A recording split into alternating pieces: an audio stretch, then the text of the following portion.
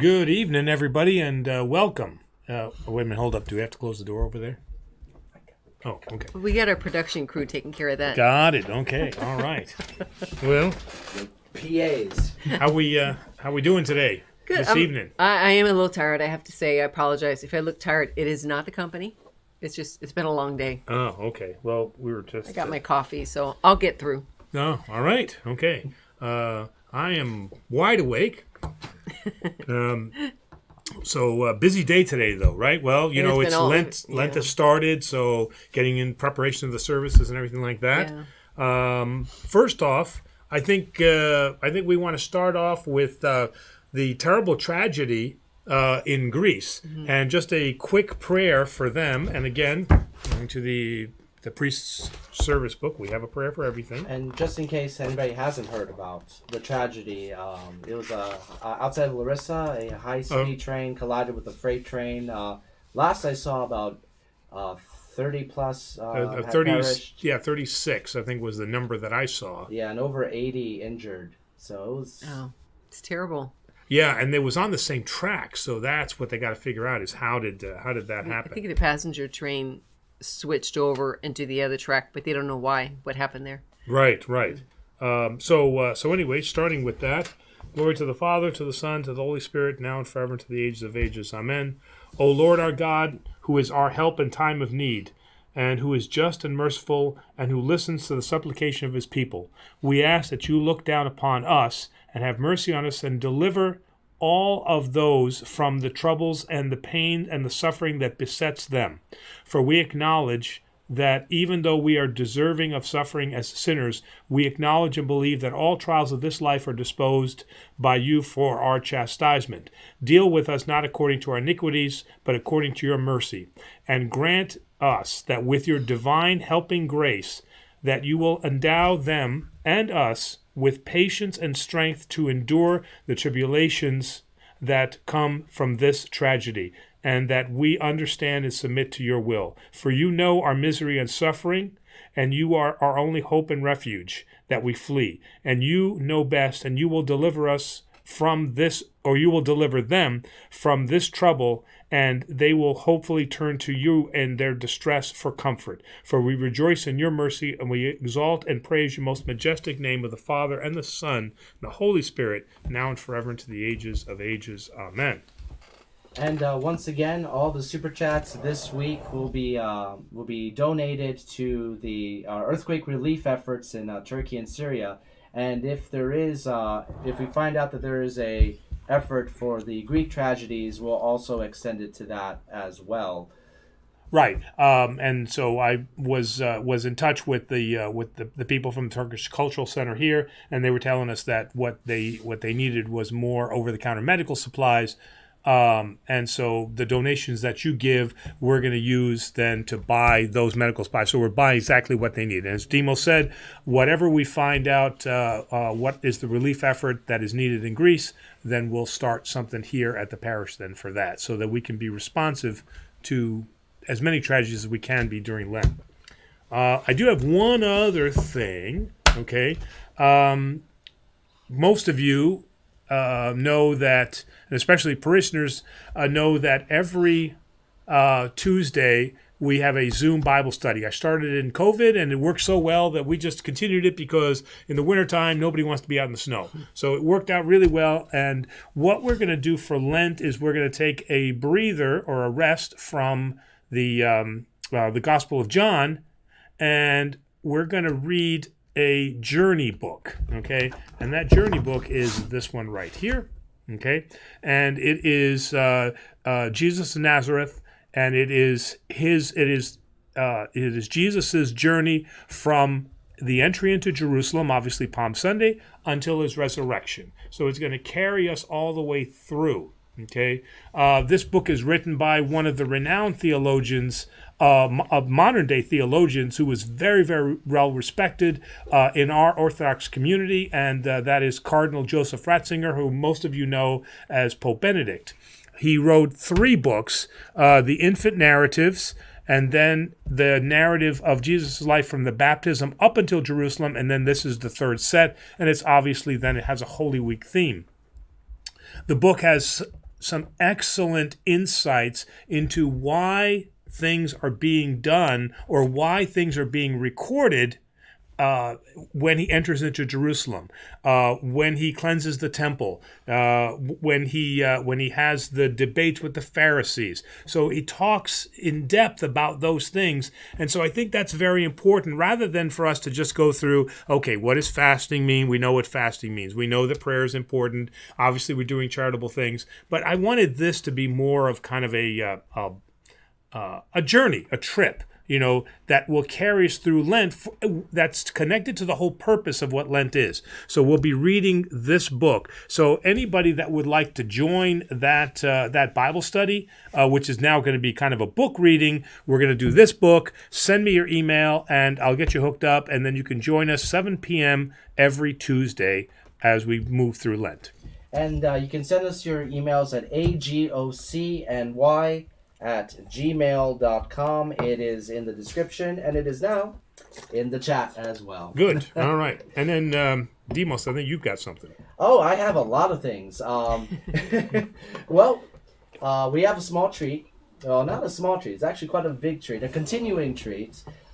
Starting with tomorrow's service, we will be we've doubled the cameras in the church, so you're going to start seeing angles and perspectives that may not necessarily be common, but we hope really teaches you the different depths and layers of an Orthodox service.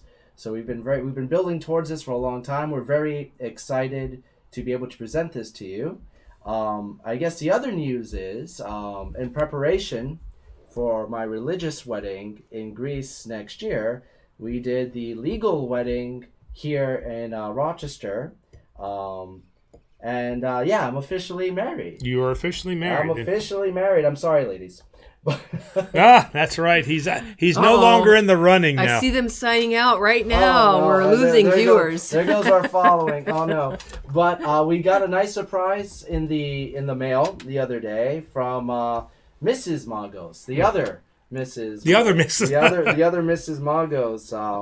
She found out. I wonder from who that my wife. It's weird to say that, isn't it? Yeah. My wife is a big fan of Mickey and Minnie, so she gave us this, and it is adorable. And I just wanted to thank her for putting the effort to cross stitch that and give us a nice, wonderful surprise. Thank you from the both of us. If you're watching, I hope you're watching. Yeah. Right. No, I told her to tune in. I says Demos has a surprise for you. So fantastic. So we really appreciate it. She even signed it in the bottom right there. So that was nice. So thank you, Mom. They actually enjoyed it. So and in fact, he even made artistic comment about your use of colors or shading or something. You said the gradient and the cross stitch impressed me. Yeah. I mean, I don't know that much about cross stitching, but it impressed me. So we also have some questions that we promised that we would get to. So we're from a couple of weeks ago, and we'll start the show with that. But before, once again, thank you everybody for the warm wishes, and we're excited to press forward. Mm-hmm. Yep. And your church wedding, like you said, is going to be in Greece next year, right? It's going to be officially in Greece. We had to. It's the strange way they do the green card process here. And after COVID, it takes almost a year, and you're not allowed to leave the country during that process. So, we'll take our time and plan a stress-free wedding. There we go. That's our goal. No running around with your heads cut off. It'll be great. And I'll show some pictures, because maybe Tartan priest from Greece as well. Tartan priest from Greece. That's right. That's how I should show up to the wedding, right? In my tartan in art. I would want to just film the Orthodox priest's reaction to that. It'll be right. worth watching that video. But just to begin with, and I'm already seeing a lot of questions, so I won't delve into this very long, but we have some questions from a couple of weeks ago we promised to get to. So the first one is from Always Being Bell, who asks, why do Orthodox have a specific fast from certain foods, while the Catholics seem to choose what they fast from, such as coffee, ice cream, or one of my good friends gave up sweets? So the idea of fasting, and Saint Basil, I think, really put it well. When the point of fasting, and now we can kind of tie that apokriatico idea, the meat fair Sunday and the cheese fair Sunday, was that this was a time that we were supposed to be concerned about those who were more in need than us. Those of us who have would be thinking about those who were in need, okay? Terry hates when I use the word needy. It's not that a word. So those in need is a better way to say this. And so the fast really came from a practical perspective, from those things that were costly and expensive, because we were supposed to take that money, according to St. Basil, and we were supposed to use that to help those who were in need. Okay, so what cost a lot of money? Meat. Okay, because you were not gonna kill a lamb, or you were not gonna kill a cow or a calf or a goat just willy-nilly, because these were expensive items. Those were for big feasts. Okay, so we started with that. Expensive items at the time was olive oil, because it was hand-pressed, it was collected, it was very, very laborious process, and it cost a lot of money. Okay, so the idea wasn't that these things were bad in of themselves. Remember, after the flood, we were told by God that all is good to eat, and St. Peter, right? He saw the dream of the sheet come down with all the food, and we were told that we could eat. So it's not the food that is bad, but it was more associated with the cost.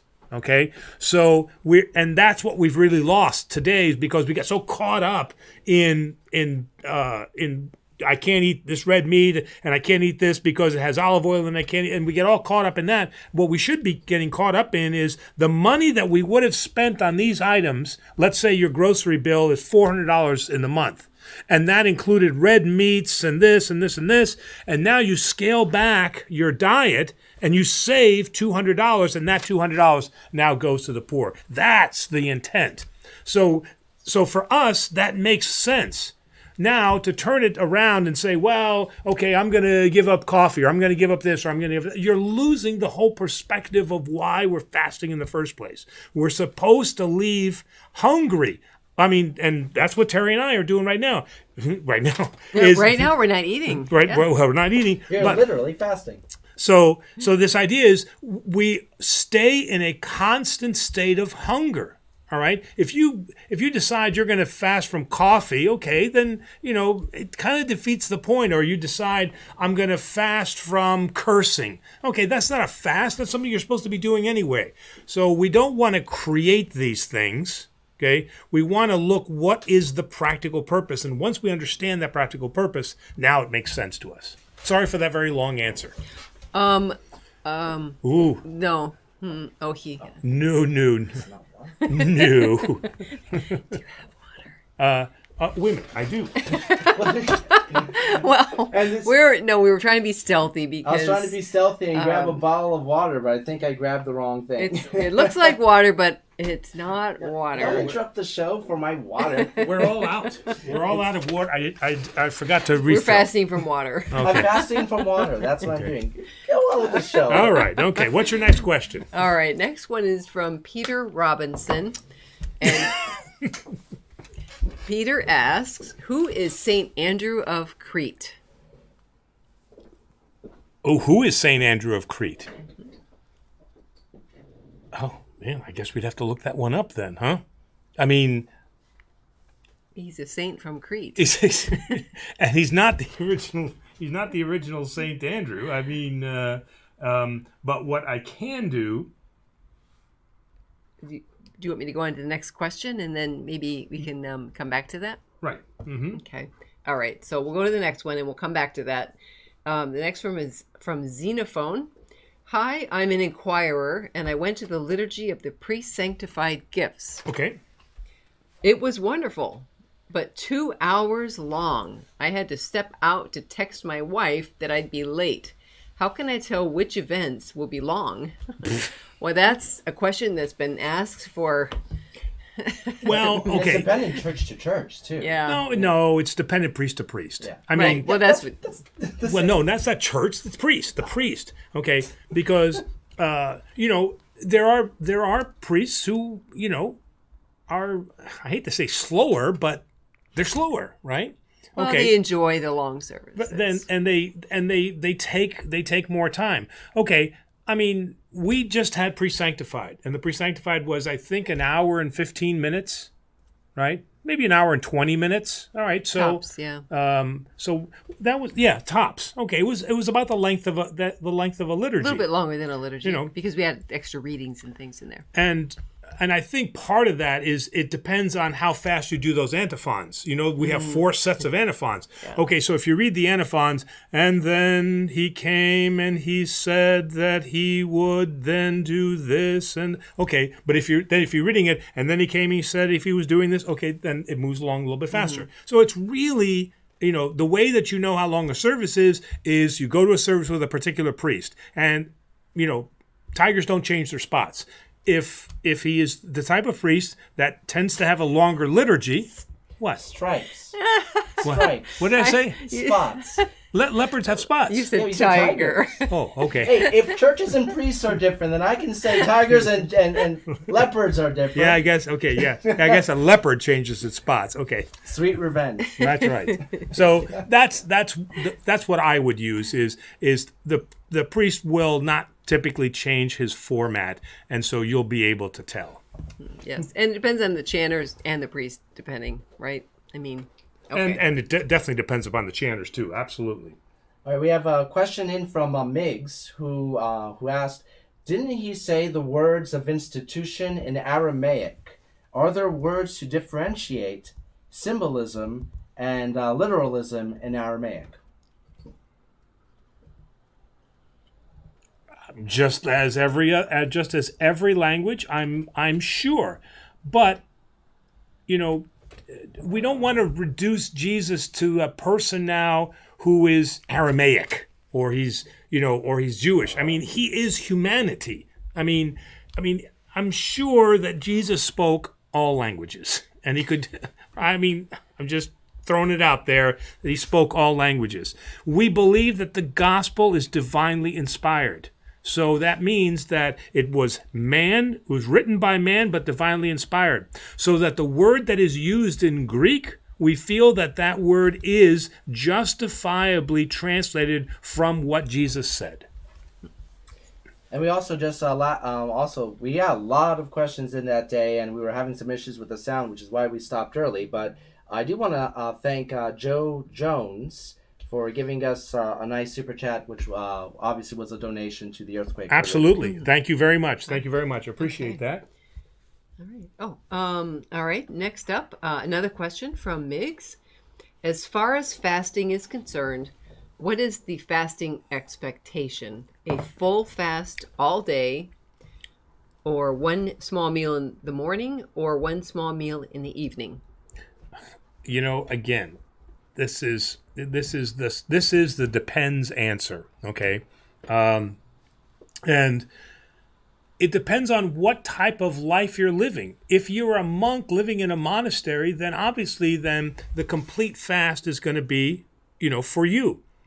If you're like us, you know, that you live a normal life, okay, you still need energy during the day, okay, so you can't fast all day. So your meals are going to be 3 meals a day, but they will be light in nature, okay? So instead of having, you know, a whole huge sandwich, okay, you're going to have a quarter of a sandwich. You're going to divide that up over the whole day so that you remain in this constant state of hunger. All right. If you're a firefighter, if you're an emergency room nurse, if you're a doctor and you're working 24/7, okay, fasting shouldn't be in your vocabulary, because you cannot afford to be making mistakes. You've got to be at your prime at all times, okay? So you're going to have to figure out how Lent is going to look for you. So it really depends on who you are. But for the vast majority of us, you know, it's going to be 3 light meals a day.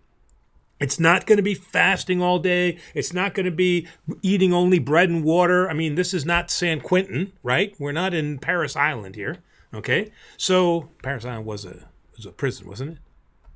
Was it Paris? I've never been there. Paris Island. Isn't that where they did some marine training or something? I think Are you thinking? I mean, I know it's not San Quentin. Are you thinking of Alcatraz? No, not Alcatraz. I thought. Well, okay, but I mean, it's you might be right. Right, Yeah. but it's not. It's not Alcatraz. Yeah, Okay. I figure. I mean, I know it's not, but So I would take that, but it really it depends upon your lifestyle, because you need still to. We live in this world, and most of us, the vast majority of us, are not monks. So we need to understand the life that we live and do the best that we can, so that we can keep our focus on God. That's really where Lent points us. I mean, fasting. well, and maybe some can't fast from food, but instead they fast from YouTube, except for on Thursday nights at 7:00. But maybe they do not. They don't cut out the YouTube. Maybe a little less, or a little less texting, or a little less being on the internet.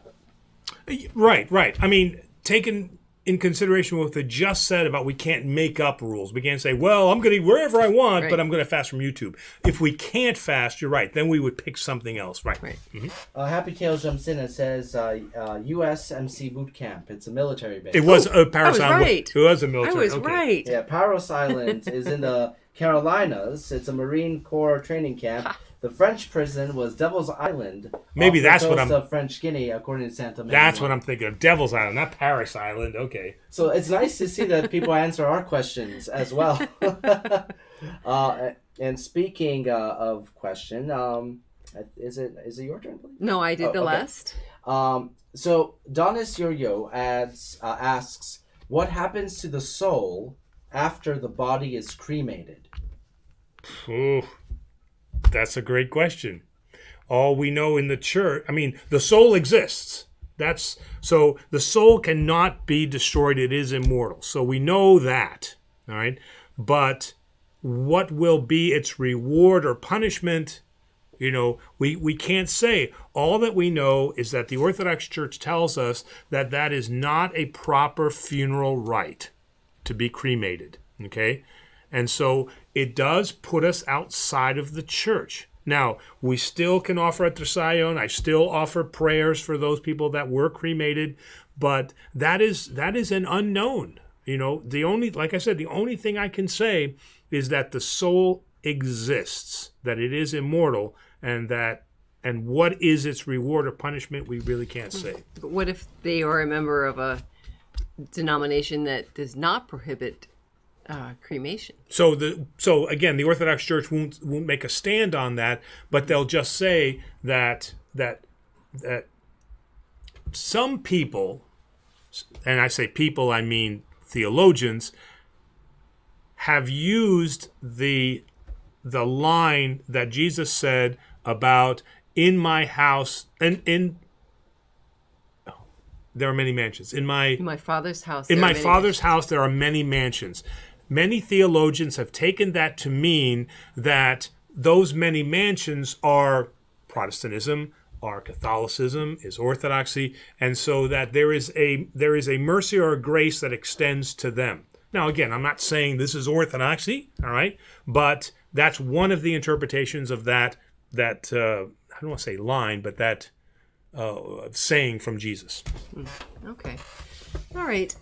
Nicholas states, it is not acceptable in our religion to watch the Easter movies that play on TV during the Catholic Easter.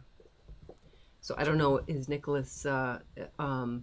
Say, okay, one more time now. Okay, it is not acceptable in our religion to watch the Easter movies that play on TV during the Catholic Easter. Why is that? Why? I don't know. I have no idea why we can't watch during Catholic Easter. That makes I don't understand that. The only thing I can think of is like the one movie I know that is pretty much played every Easter during Catholic Easter is the Ten Commandments, and maybe that might be something. It's on our movie list. And speaking of the movie list, that's coming out this weekend. We're still taking suggestions, so please fire away. We've got a list of about 12 movies now, so we got a good list. But I do have a little comment on that because I know it's very common to say Catholic Easter, but I grew up Baptist, so we did not celebrate a Catholic Easter. We celebrated a Protestant Easter. So American Easter, whatever we want to say, but to call it Catholic. Well, we really should call it Western Yes. Easter. We should not call it Catholic or Protestant and we should not call it Greek Easter. Oh, yes, please. That's like, Please. you want to talk about heresy? That's heresy. Greek Easter. It is not a Greek Easter. It is Orthodox Easter, or it is Eastern. So it's East and West. It's not Greek or German or Roman. So yeah. So we have But the answer to the question is, I don't know any reason why we cannot watch a movie during a specific time. Right. I mean, especially certain movies. They're very good. They're very beneficial to watch. caveat: don't watch the movie instead of going to church. Yes, I like that. That's We have a question in from Tanya for me, who said, someone whom is Orthodox goes to church on Sundays, but goes dancing a few nights a week, every week throughout the year, and socializes constantly. Is that person being Christian-like?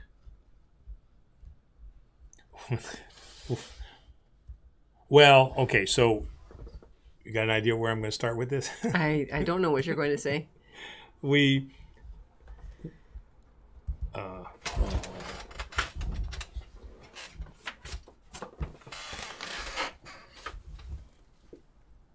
So, prayer of Saint Ephraim, right? So my first answer is going to be, Yea, O Lord and King, grant me to see my own errors and not to judge my brother, for thou art blessed unto the ages of ages. Right? That's why we read the prayer. Give me the spirit of chastity, humility, and patience and love. Right? So this is why we read the Saint Ephraim prayer. So I have to start that by saying, let us during Lent pay attention to our errors and to not judge our brother or sister. Right. To take the log out of our eye. And to take the log out of our own eye, okay? Because where that is going to lead you is it's going to lead you deeper into the other vices. And it's going to lead you into the most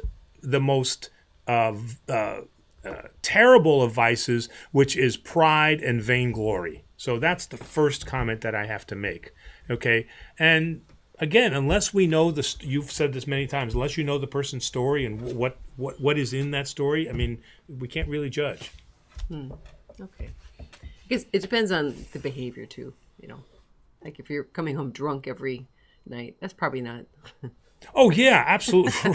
Right. Now again, we are allowed, having said all this, we are allowed to judge. Okay, so during Lent, it is inappropriate for us, to go dancing and have a great time. It doesn't mean that we can't go to a restaurant like we did a couple of nights ago and have a nice meal with good friends. There's nothing wrong with doing that. But again, we shouldn't be now having these really joyous celebrations because we're entering into a period of introspection. So we can make a corrective, and we can say something like, this is Lent. Maybe you want to think about that. But after that, it's them, right? So I had nail polish. It was not red, but it was wine colored. I took that off because it's Lent. Oh, okay. Should I have or not?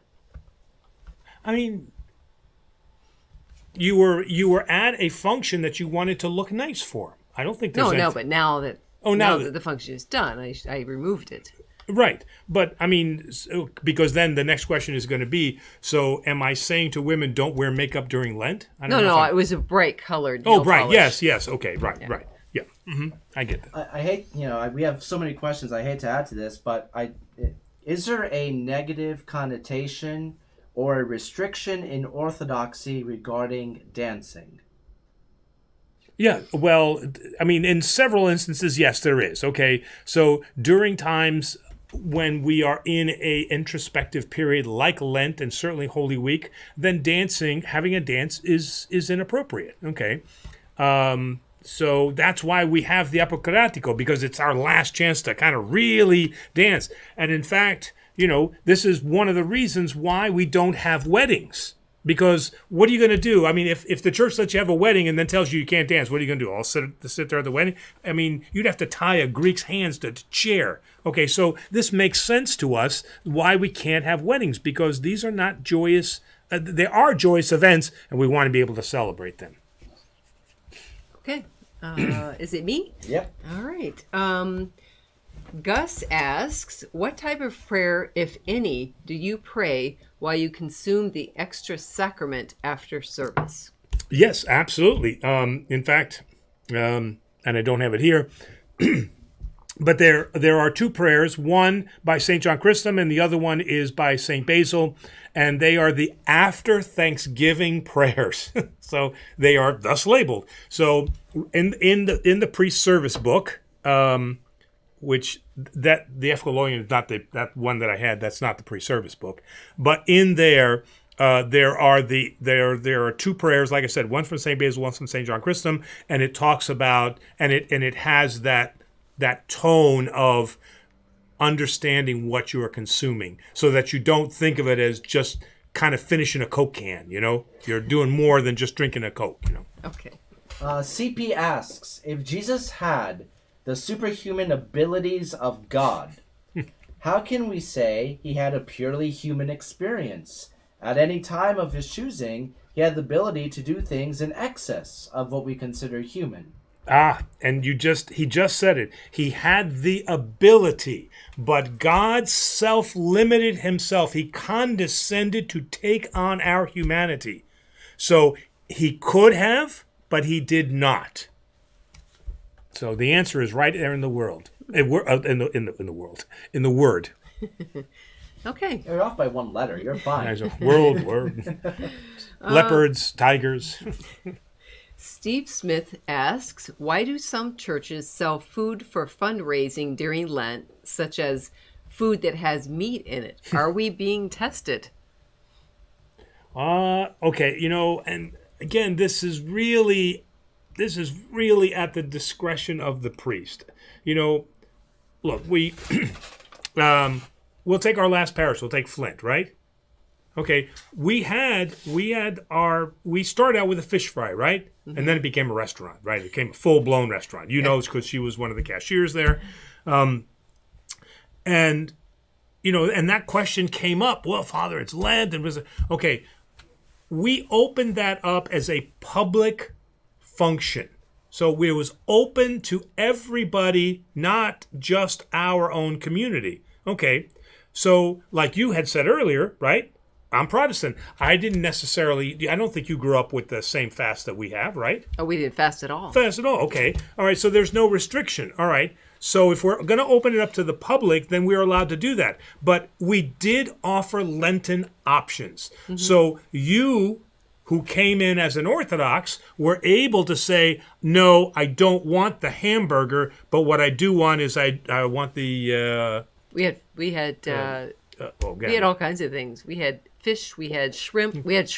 Right. That was fasting. Mm-hmm. We had that vegetable mix. We had all kinds of stuff. You name it, we had it. So there were options that they could choose. So for somebody to come in and say, oh, Father, I can't believe that we're serving meat during Lent, then don't eat the meat, right? Then just don't eat it. Now, it's one thing if you don't provide you're an Orthodox church and you don't provide a Lenten option. Okay, that's wrong. Okay, mm-hmm. But when you do provide that option, each person is responsible for themselves, especially when this is an open public function. Well, and my favorite was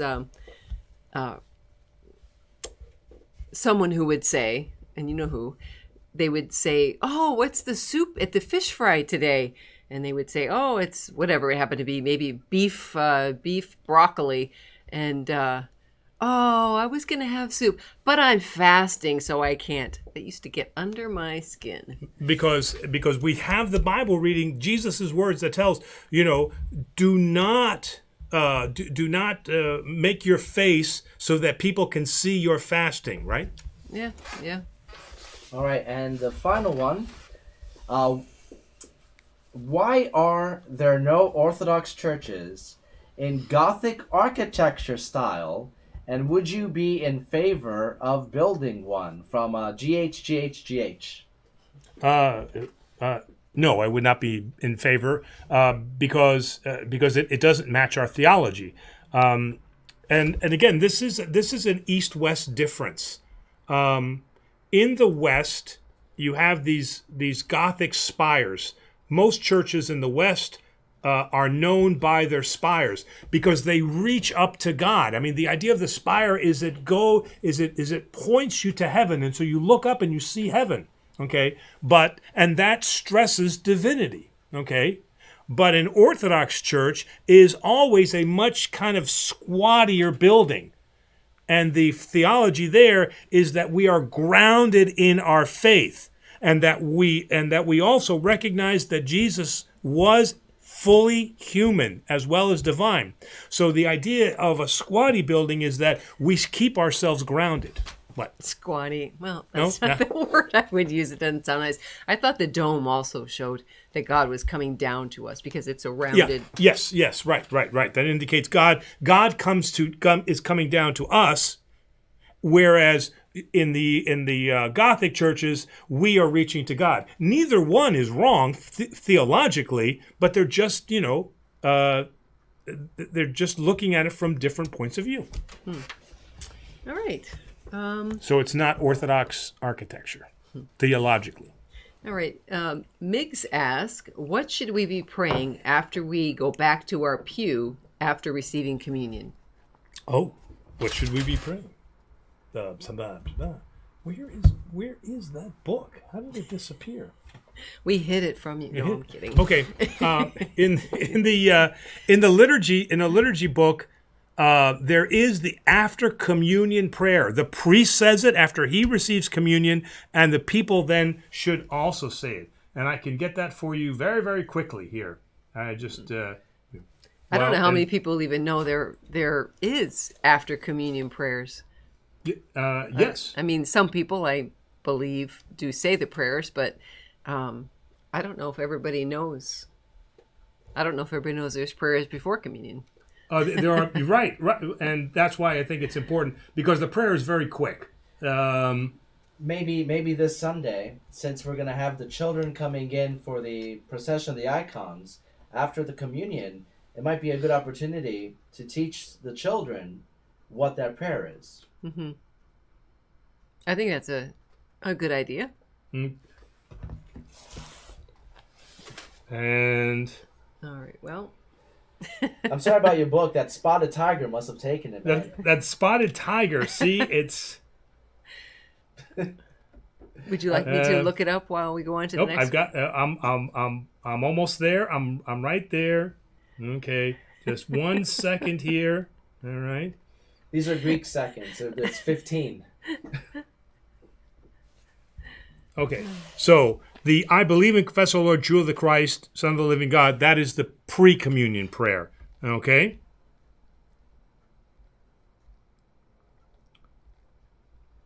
And then the post-communion prayer makes sense. Having beheld the resurrection of Christ, let us worship the Holy Lord Jesus, the only sinless one. Your cross, O Christ, we venerate, and your holy resurrection we praise and glorify, for you are God. Apart from you, we know no other. We call upon your name. Let us venerate the holy resurrection of Christ, for behold, through the cross, joy has come into the whole world. Ever blessing the Lord, let us praise his resurrection, for having endured the cross for us, he destroyed death by death. That is the post-communion prayer, and it's found in all the liturgy books. Right. Okay. See, I found it quickly. Am I reading the next? Yeah, Okay. I'm done with. Oh, you're done. Okay. All right. So next up is Happy Tales. Just commenting, I read the whole Greek New Testament, and I'm halfway done with the Septuagint. Wow. It's a hard read, the Septuagint, is the comment. Well, again, Septuagint is? The, wait a minute, I'm looking down here. Was that the ones, I don't know. It's the it's the Old Testament in Greek. Okay. So it's translated. Oh, I was going to say from the Jewish scriptures. Oh, it's the Old Testament. Okay. I was right. Should have said it. So the Saint Andrew of Crete, very quickly. So on Monday of at the start of Lent, typically we do we can sing the canon of St. Andrew. And then also at Christmas, at the start of the Nativity fast, we also again have the canon of St. Crete, the canon of St. Andrew. Okay, and what I wanted to see was he wrote the Great Canon of Repentance. I couldn't remember the name. Okay, along with many other contagions and troparions. Okay, just hymns of the church, he also wrote the odes for the Compline of Palm Sunday, for the first 4 days of Holy Week, and let's see, and he was he's an 8th century bishop, obviously Bishop of Crete, right? Okay, Saint Andrew of Crete. All right, but what I was looking for is his day, Saint John the Baptist. So that's what I was looking for, is what day we celebrate Saint Andrew. Oh, geez, July 4th. That's a good day. July 4th. Yeah. Wow. So he is known for the canon, the Great Canon of Repentance, which again, like I said, Lent, Nativity, and then during Holy Week. And July 4th is often celebrated with cannons. With cannons, that makes sense. Yes. Ba-bum. All right. Are you coming back? Okay, we're just having. I'm Oh my goodness. Coffee. We're taking a coffee break. It's been a long day. We had a funeral, the luncheon, choir practice, and now we're here. So. And Demos has been installing new cameras and. Yeah. So it's been a long day. We're in need of some caffeine. This is a 13-hour day for me here. All right. So next question is from Aaron. Aaron says, "Hi everyone. First question: we are obviously under the new covenant, but we obviously don't disregard the Old Testament either, since it contains the laws. So my question is, to what degree does the Old Testament play in our spiritual life?" Oh, because we understand Jesus through the Old Testament. We understand how he was prophesied. We understand the lineage of Jesus Christ. We understand that he, together with the Father and the Holy Spirit, were the creators from the beginning in Genesis all the way through Scripture. Jesus is constantly foreshadowed in the Old Testament. And so many of the things that are written in the New Testament are not understandable if you don't know what was prophesied in the Old Testament. It is the TV screen by which we watch the New Testament. So the Old Testament prepares and the New Testament fulfills. I like that. I like that. Mm-hmm. Look at that. Demos the theologian. Demos the theologian, who is celebrated on April 10th. April 10th. I thought it'd be your wedding anniversary, man. Oh, but no, I'm going by St. Demosthenes. That's right, St. Demosthenes. Okay. All right. Next up is a question from Mark Fetch. How do families navigate the date conflict between Eastern and Western calendars when part of your family is on one and others on another calendar, especially during Lent when commemorating days like Holy Week and Good Friday and Pascha simultaneously? I know. That's, and we've had some of the modern theologians rightfully say, how many times is Jesus crucified in a year? How many times do we crucify him? And there is only one resurrection, all right? So, he has, who was that again? Mark. He has hit upon, Mark, you have hit upon just an extremely sore point. This was discussed and battled at Nicaea. And in fact, one of the arguments at Nicaea, was, should we celebrate it on the Jewish Passover? Should we have a different day? Why not just celebrate it with the Jews? And that was argued, and it was decided, no, we're not going to do that. And now we have this further separation between these two Easters. So this is an excellent point, and that's why one of these unification efforts that we have, one of these ecumenical efforts that we have between us and the Roman Catholic Church, or the Catholic Church, is to determine if there is a way that Jesus Christ can be crucified only once and then resurrected once. So, you've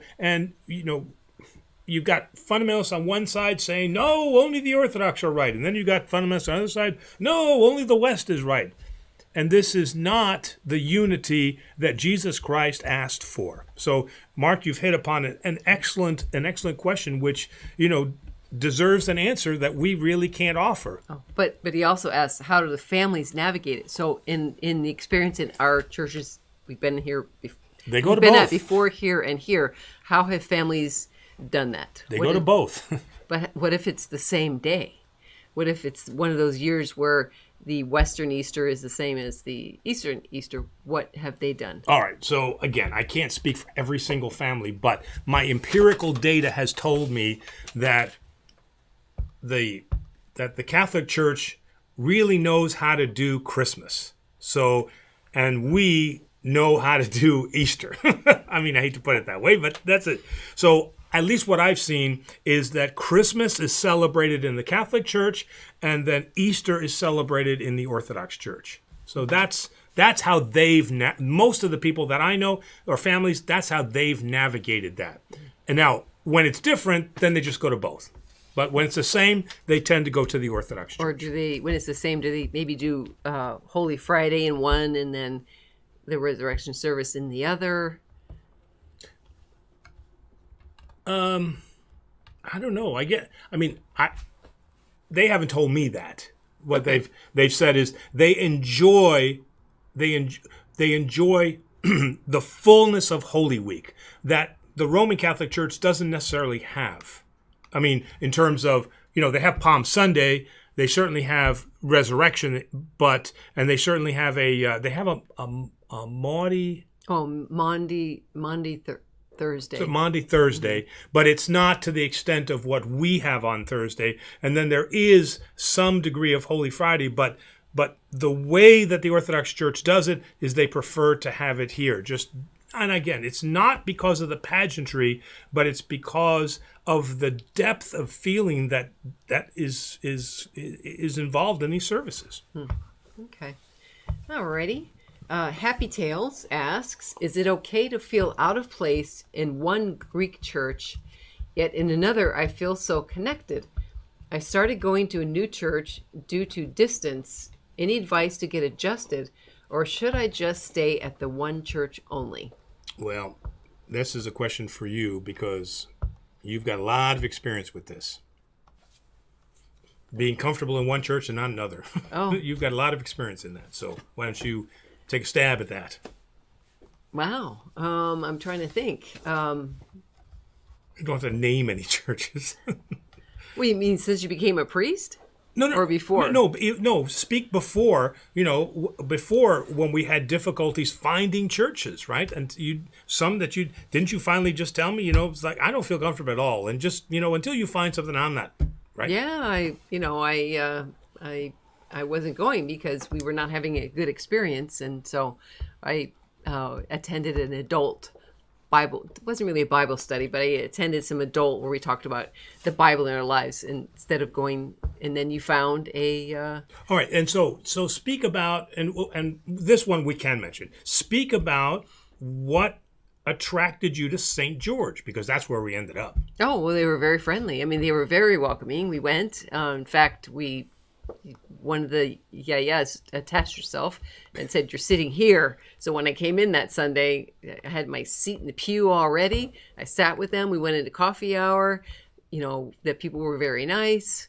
The thing is, you have to if I hadn't had her kind of shepherding me, I don't know that I would have had the same experience even though they're very wonderful people, and I may not have had that. So you really have to go and find somebody at the church that you can connect with. Right. And once you find one person, usually after that, it's pretty good. Mm-hmm. And Greeks don't mean to be standoffish. It's just they're used to who they sit with. Right. So, and I've said this to a couple of times, and I've said this certainly to new people. There has to be a two-way street. You can't expect them, or it doesn't work if you expect them to just come to you. We were very fortunate. She came to us, and we do have those people here too. But we have to extend ourselves too. When we're new, we just have to kind of go up to a table and say, "Do you mind if I sit with you?" Okay.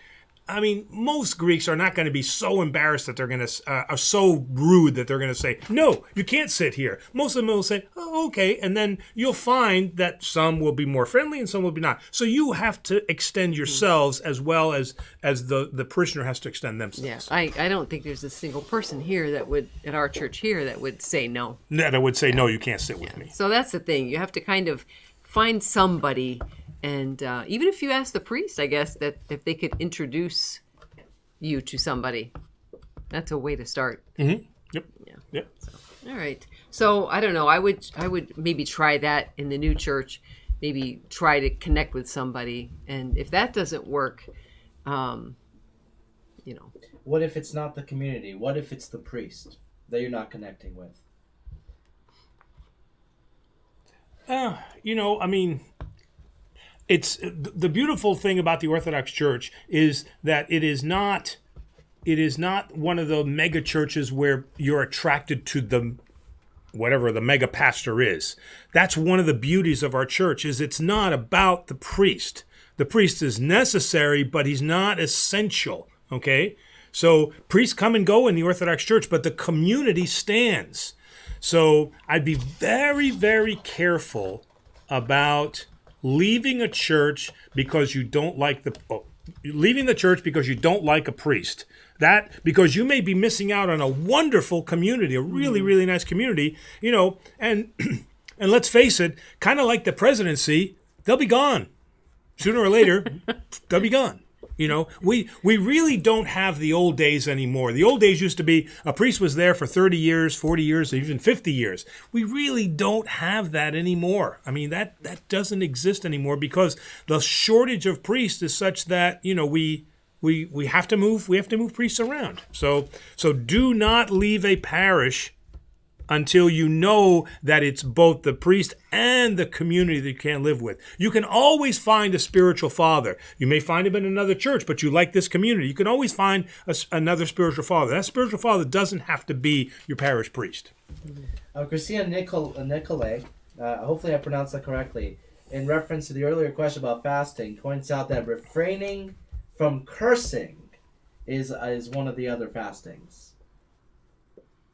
Yes, but that's wrong because we're always supposed to refrain. So it's like, well, at Lent I'll refrain from fasting, but once fasting is over, hey, I can go back to cursing. No, that's a losing game. At some point you're going to go back to meat, right? All right, you should not go back to cursing. But well, that's easier said than done for some people. Yeah, I know. In the military, it's a little tough, Statistically, it's the choice for many last words. Yes. Gosh darn. But she commented that she'd never heard an explanation before about, if you can't fast from food. I'm assuming that's what she means. And I guess if someone has a high, has a job where if they fast, it will affect them mentally and physically, someone who's a laborer who works really hard.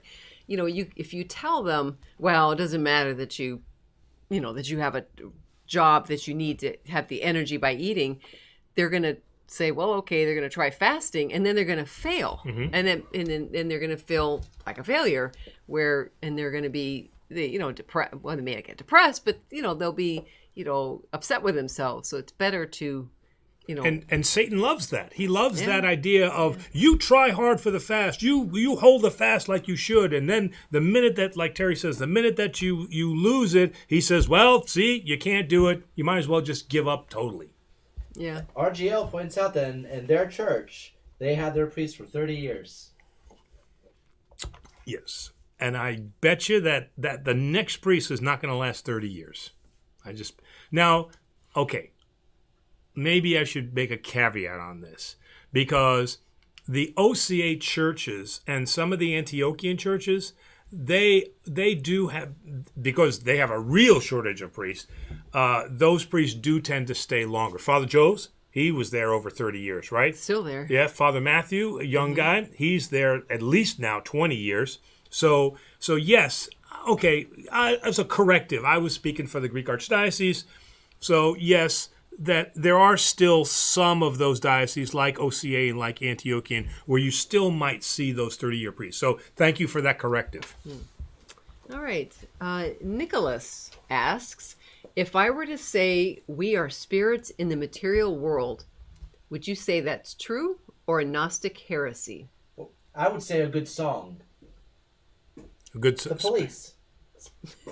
That's right. Spirits in the Material. in the material. Oh, okay, that's Police. So no, that really has a Gnostic ring to it, because Gnostics loved the Platonic idea of denying the body. That the body is not good, the body is a prison. Illumination comes from enlightenment within. So we have to be very careful of that. Jesus Christ made a point of coming back bodily and telling Thomas, touch me, see that this is a body and not a spirit. So the body physically is very important, and Jesus points that out. And we battled this Gnostic and Platonic idea of the body being bad, because it denies what came out in Genesis, which is he created male and female and saw that it was good. What is the Greek Orthodox take on, or the Orthodox take on transhumanism? So like Well, I mean, like getting to the point where we're integrating with technology, whether it's chips in our heads or so forth. It's a path we're going down. This is something that the Orthodox Church is going to have to explore. I mean, look, we still haven't figured out a good argument for homosexuality. We still haven't figured out what we're going to do about transgenderism, okay? And so now you're bringing up something that, again, is not necessarily here, but will be coming more than likely. And so this is something now that the Orthodox Church is going to have to address. One of the problems, and I got to call it a problem. It is a problem. Is that Orthodoxy is very slow to respond to societal concerns. The West does that. The West responds, I think, or we as Orthodox, too fast. They respond too fast and they make decisions before it's been thought out. This is from an Orthodox perspective. But from an Orthodox perspective, we don't seem to address them at all. We just leave them alone. And then we say things like, our answer to homosexuality becomes, don't be homosexual. That's our answer. Okay, well, it's got to be more well thought out than that. And even Bishop Kallistos Ware will, if you read and you see what he says, he'll even criticize us and say, we need to have a much better dialogue than just don't do it. So that's where Orthodoxy is very, very slow to respond. And I think it's going to be the same way, Demos, with what you said about transhumanism. Transhumanism, I mean, an argument can be made that the cell phone, our addiction and a need for our smartphones is a step in that direction. So I think it's something and that might be a longer conversation. We have a lot of great questions coming up, but I think it's an interesting topic because I think it's going to become more relevant as within this decade. And to add one more important point, this is why you tend to see some priests, and especially in the 70s and 80s, who just thought, you know what, the Orthodox Church is too slow. Here's what I'm going to do. And then they were labeled heretics because, again, they did not follow what the teaching of the Orthodox Church was. And their argument is the teaching of the Orthodox Church is don't do it. And that's not a teaching. So real quick, Nicholas, yes, now the song is stuck in my head. Thank you. And Gus says, "Come on, the $6 million man." Oh yeah, and there's what's the movie where they have ports, right? You Matrix. Oh yeah, Matrix. Yeah. Okay, but I was thinking of the other one, Human, where she actually plugs herself in and stuff. So yeah, I mean it's definitely coming, right? Well, I mean, Elon Musk and the World Economic Forum have been talking about some scary videos, but nevertheless, it's something that is on the horizon and it's approaching very quickly, and it's going to be, and there is going to be that religious fear of it, and you're going to start hearing a lot of talk about Mark of the Beast and so forth and so on. So this is something that's going to come, like all technology nowadays, it comes very, very quickly. Mm-hmm. And that's going to be a religious struggle, I think, for many. Okay, so and that's gonna and movies have certainly done this, but this is gonna beg the question of then will we be able to build a total robot, right? Robot, a total mechanism that we will implant our brain into, but where's the soul in that? I mean, the transfer of consciousness. It's right. I think. I mean, I think that because that is possible, right? That opens up a bigger door in the question of, I think, the more people get away from religion, now there's suddenly the fear that when they die there is nothingness. Yes, and there absolutely. is this drive towards a type of immortality. And if you think about it, like within the last 100 years, the life expectancy of man has gone from 40s and 50s to 80, at least in the United States. Well, that's the idea behind upload. Upload. Right. Well, should we move on? Yeah, should we move on? Okay. Sorry, but we got lots of questions. Aaron, I thought we answered this, but perhaps not. Aaron said, I had a question from last week regarding what would need to be done if someone had to be taken down in a church, shot, killed, I'm assuming killed, or maybe not killed, but taken down, shot, by law enforcement, spilling of blood. Would the church need to be reconsecrated? Yes, and we did not answer that question. The question was asked. We didn't answer it because I haven't gotten my answer yet. Because I need an answer from above. Okay, not God above, but you need to write that. Well, down? that'd be nice too. Yeah, I mean, if God spoke to me and said, "Here's your answer," I mean, that would be great. So if you could, that's your homework assignment. I did have that down. All right. Gus asks, can I donate more, eat what I want, but still stay hungry? Of course you can. Why not? Right? Donate. Yeah, I love that idea. Donate more. And again, the point was eat light, so that you should always be in this state of hunger. Okay, not of starvation, but of hunger. Absolutely, you can. Okay.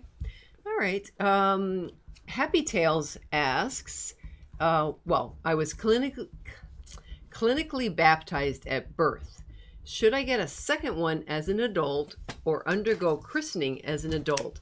I cannot find my baptism record or any advice. I'm 35 and I would like to become a deacon. Deacon programs require a record of baptism. Any advice? Okay, if it was a clinical baptism, then that could fall under the purview of an emergency baptism, which is also called a clinical baptism. And that baptism, if the person survives, because it's meant as in case there's imminent death, if that person survives, they must go through the baptism rite. That does not count as baptism. So the answer to the question is, more than likely, yes, you can be baptized, and then that would serve as your baptismal record. But what happens if you did get a proper baptism, but the record is gone? How do you, like you're getting married or something, like how do you get past that? Oh, and I've had this situation a number of times, and people think, well, I can't find it, so just rebaptize me, and the answer is no. So we have to do our research, our due diligence. Oh. We have to do our due diligence to find out, the church and then look through the church's records, see if we can find something, talk to a pastor, get witnesses who were there at the baptism, and then do a baptismal transcript. But we do not just rebaptize because you can't remember. There's got to be research that is done. It's one baptism. Right. Each priest records, hopefully, Yes, right. the baptism's done. So you just have to figure, what age you were when you were baptized and go to that church. And Yeah, we'll have a picture. Actually, I've done that because somebody came to me, they didn't have their baptismal records, and they showed me a picture of them being baptized by the priest over the font, and I said, good to go, that's your baptismal record. And I wrote a transcript for him. Yeah. All right. Well, see, it's always a way. All right. Justin Messer. You laugh. Happiness. Justin Messer says, I have a question. I know that the Americans Apostolic Church uses Psalms 151 as part of Matins, and the Coptics use Psalm 151 as a preface to the liturgy on Holy Saturday. Why don't we use it liturgically? Psalm 151.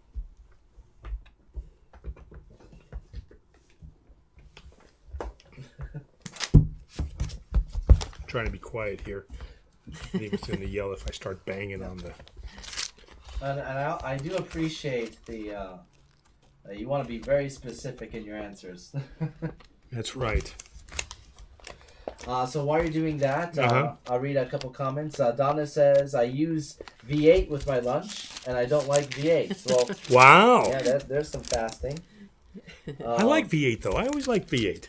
Christina mentions, in Romania, people watch every year the classic film Jesus of Nazareth in the period around Easter, which is on our list, by the way. Happy Tales points out, opening the church's kitchen does bring in new guests, raises funds, and creates community. And Santa Man also points out, I believe the after communion prayer is also in the Little Red Prayer Book, the one that you give out. Oh, yes, yes, uh-huh, mm-hmm.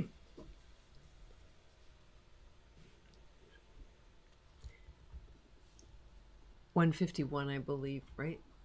Okay, these... It says, so Psalm 150, because of the ordering, Psalm 151 is 150, right? Yes. Okay, praise God in all saints, praise him in the firmament of his power, praise him for his mighty acts, praise him according to the right. Okay, so you know the any, the praises, okay? These psalms are sung every morning in the church as the praises of Orthodox. He's saying, why are they not in liturgy? Mm-hmm. I believe so. Well, he said that the Armenians use the psalm as part of the Matins, and the Copts use the psalm as a preface to the liturgy on Holy Saturday. Why don't we use it liturgically? Well, if they mean liturgically, we do sing it during the Orthros. I recognize these as part of the Orthros, okay? So from a liturgical standpoint, we do use them. If he's saying, why don't we use them in the liturgy, that's a question that I really can't answer. I mean, it was the structure of how the liturgy was assembled together by the fathers of the church. There's no reason why it couldn't have been, but... All right. Our next question is, well, I don't know if it's a question, but it's from Scott Romanowski, who watched a video yesterday by Frederica Matthews Green on the Jesus Prayer. Okay. She said there are dangers to praying it without a spiritual director. Oh, what are the dangers of praying it alone? The Jesus Prayer? I thought we did say it alone. I mean... Well, okay. The only thing not the only thing, but one of the things that I can think of is if it is taken as a mantra, like, and it's used in a yoga fashion, right? That if I say this, it will take me to a state. You know, I'm using it as a tool, right? Not that it's not used as a tool, but if you're not, if you're not bringing the words into you, right, and understanding, you know, Lord Jesus Christ our God, have mercy on me, a sinner. So if it's being said as just a mantra of, because isn't the Om, there's not really any meaning there, but you're trying to put yourself into a state, right? I guess. All I've right. never done that. So, but my thought was that there's really not any meaning to the words, but you are trying to achieve a state. If you're using it as a mantra, the Jesus prayer is a mantra, then it can be dangerous because that's not what it was meant for. It's meant for you to dwell on those words. Number one, the admission that yes, Jesus Christ is Lord.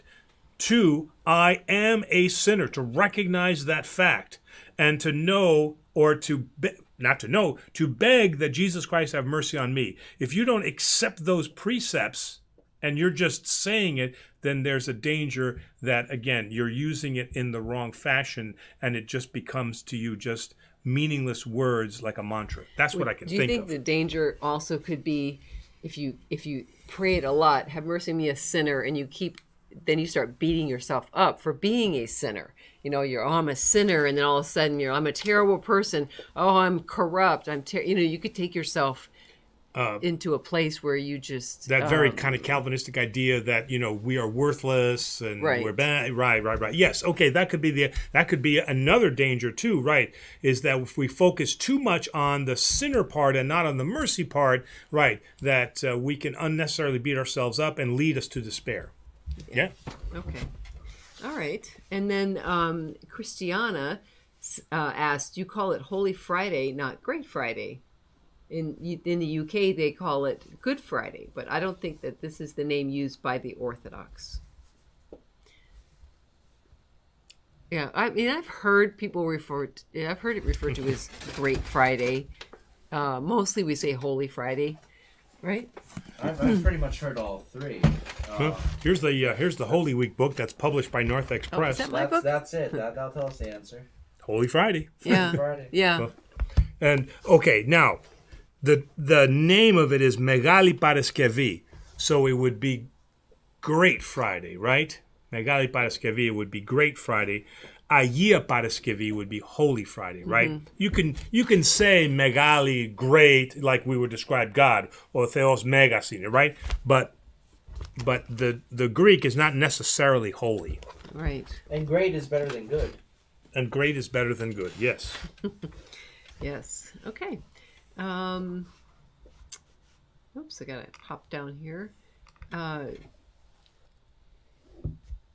Okay, and then Christiana. Oh, Christiana says, to her earlier comment, I meant that the fasting also has a spiritual side, and during fasting, you're supposed to do greater efforts in controlling your tongue. What did we just watch recently where she said, I know what it was, but I could still use it, that the tongue can be the most dangerous part of your body. Yes. Yeah. So I would agree. I'm just saying that the difference is that I'm not treating it the same way because meat is something you're going to return to, and cursing is something that you're not. Yes, I should if I'm having a problem with it, I should intensify my efforts, but it's something that I can add to my fast, but it's not necessarily a replacement. Okay. All right, this next question I love, from Dale Brown. Thank you, Dale, for asking this. How do you respond when someone falls asleep, dies, and their friends and family say heaven gained another angel? Angels are not reincarnated humans. Isn't that the plot of your favorite Christmas film, The Littlest Angel? Oh, please. It's a terrible movie. Worst movie ever. Do you want to start with this one because this is one of your favorite I know. heresies. I see this all. Yeah, but how do you respond? What do you say to them? It's like if someone in your family says that. What would be the thing to say to them? Well, because I start with, no, we are not angels. Angels and principalities were created by God for specific purposes. We were created in the image and likeness of God. Angels were not. So we are a different set a different creation than what angels are. So biblically, the Bible does not support the idea that we become angels. Nobody has ever said that in the Gospels. Okay, Jesus never said that. Okay, now there was you were created a little bit lower than the angels. All right, but angels have a specific role. They are created principalities, and they were not created in the image and likeness of God, nor do they have a body, a corporal body. All right, so. Now, having said all that, you have encountered people who you have offered that argument to, and they've said, well, that's not my truth. No, that's not what they said. They said, well, you believe, because I happened to be in a Greek class, just popped my head in, and someone said that. There was a young woman in the class that talked about becoming an angel, and I just, and I couldn't help it. And I said, we don't become angels when we die. And she did not like that comment and told me, well, you can believe what you want to believe. I'll believe what I want to believe. I'm like, okay, well. So I don't know if I would say that to a family member right when the person dies, because they definitely don't want to hear it then. But you might have to save that for later to, to enlighten. Right. There's always a better time to do that. Yeah, didn't we have one where they had angel wings in the coffin? Really? Yes. Remember? Well, it was a 10-year-old. Oh. A 10-year-old that was very, well, it's always sad, but this one was because she died unexpectedly. She had something and it was completely unexpected, and they did put angel wings in her coffin. So.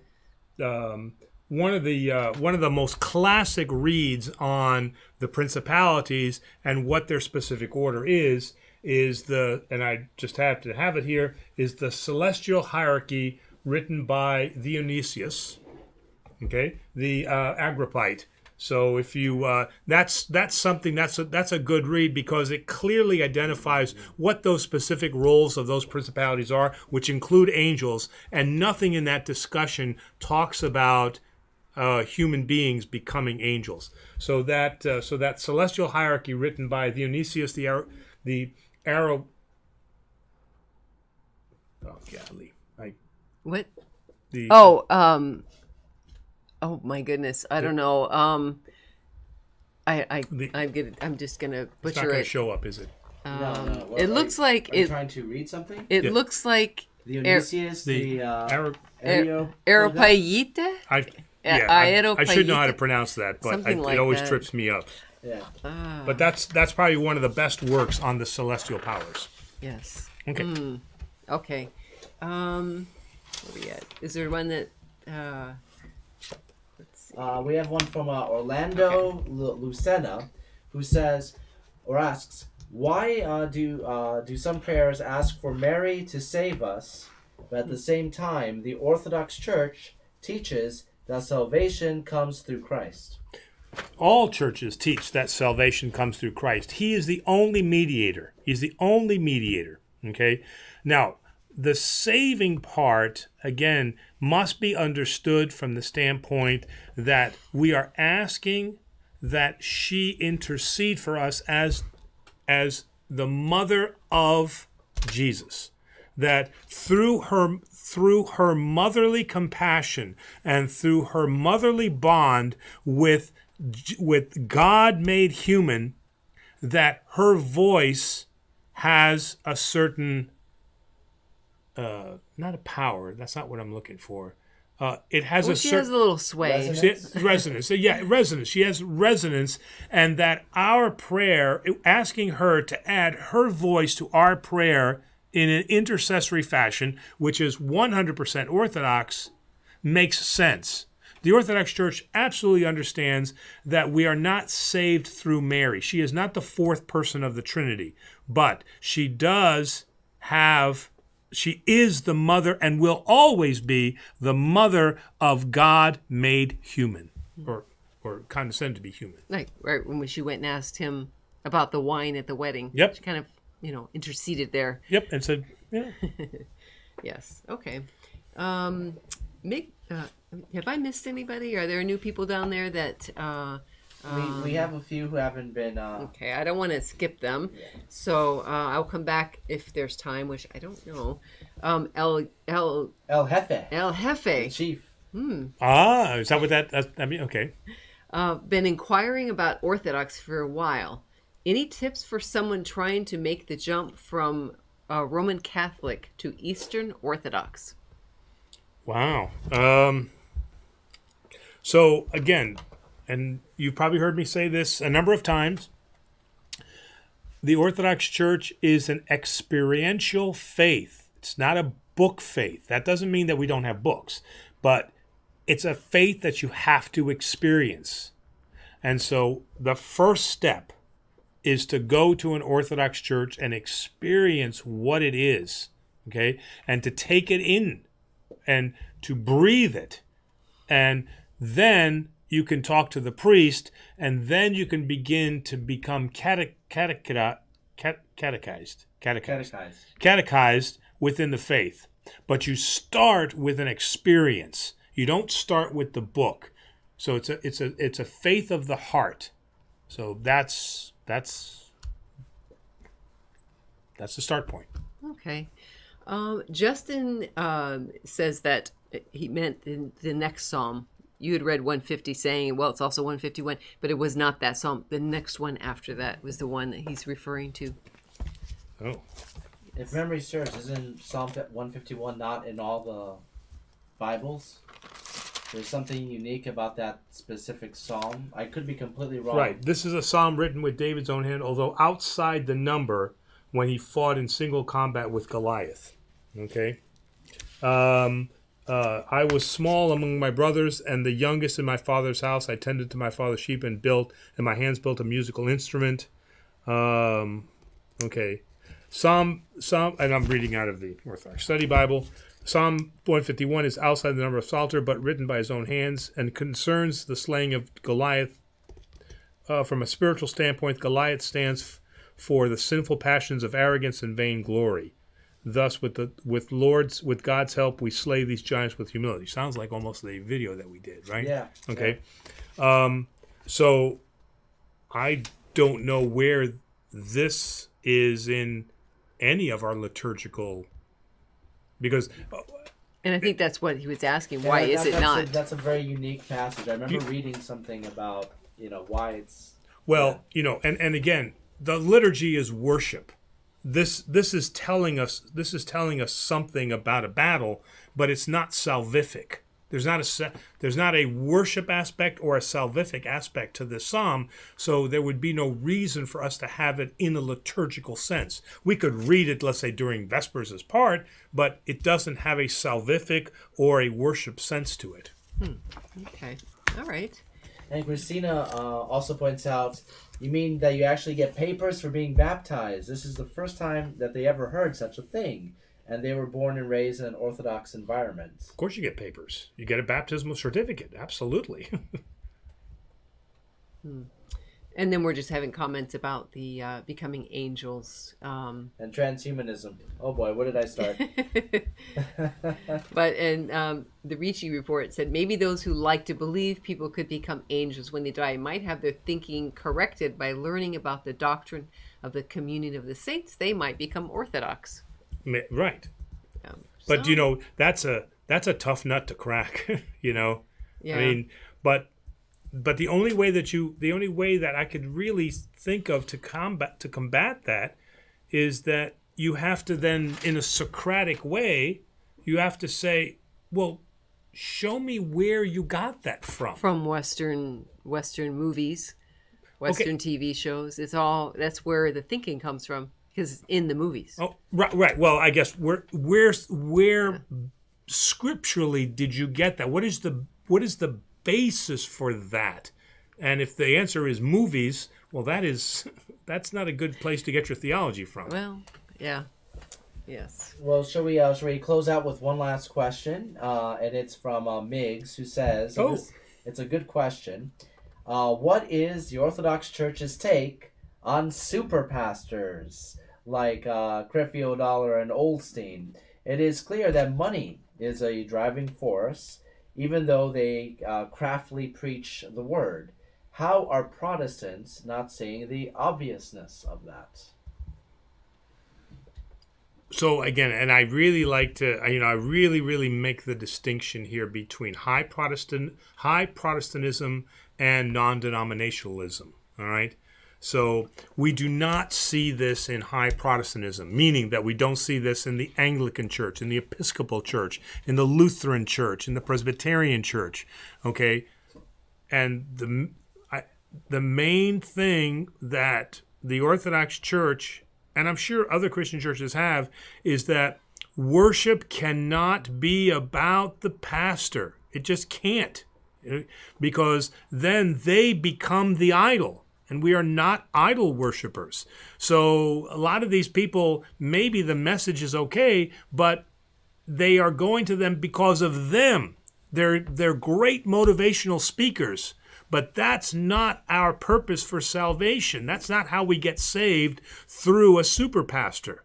It doesn't matter who the priest is. And one of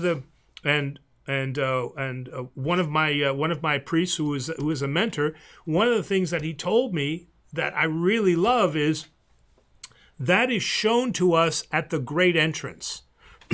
When the priest comes out from the great entrance, he doesn't face you with the Bible. He faces towards the altar. Small entrance or great entrance? Small entrance. What did I say? Great? Mm-hmm. Oh, sorry. Great. Small. Small? Great? Okay. Small entrance. All right. He is facing away from you. You don't see his face. And then what does he do? He lifts up the gospel telling you, this is what's important, not me. And I love the symbolism of that, because it doesn't matter who the priest is. Because then we fall in love with the priest, and the priest becomes the idol. And that's the problem that we have. Not necessarily against the message. Okay, we can argue about prosperity gospel and how we don't like that, and we can argue about Joel Osteen and some of the things that he says. But the main point that we have is those services focus on the pastor. And the small entrance tells us that it is not about him. It is about the gospel, that is the words of Jesus Christ himself. All right.